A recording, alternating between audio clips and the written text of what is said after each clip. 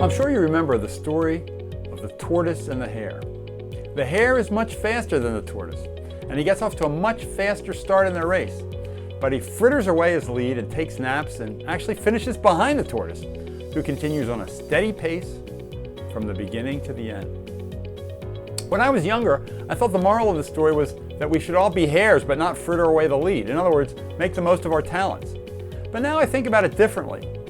Rarely can we be the hare, the fastest, the smartest, the very best at anything. But we can be the tortoise. We can proceed methodically, diligently, and persistently.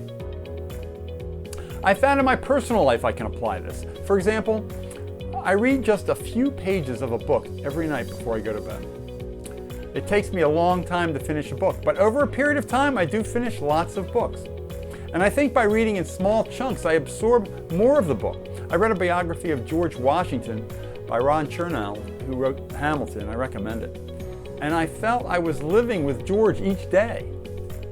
I also do my exercises every day. Before COVID, I would go to the gym every day, but now I work out at home. So over a long period of time, you can get into good shape. I play the piano. I'm not a virtuoso, but I try to practice every day, so little by little I'll learn a new song, and another new song, and then another new song, and it just incrementally adds up over time if you're persistent.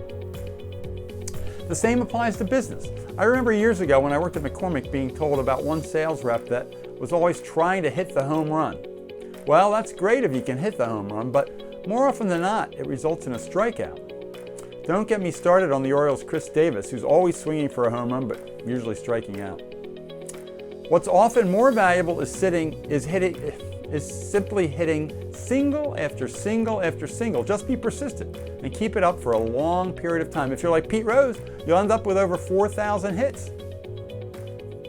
At Rare Patient Voice, our business is like hitting lots of singles, both in building up our panels and in gaining clients. We'll recruit patients one by one and event by event. And we find new clients one by one at conference, by word of mouth, and through LinkedIn. Our average project size is only about $3,000, but it adds up. We do over 100 projects a month. So let's hear it for the tortoise and his persistence. As Aesop said, slow and steady wins the race.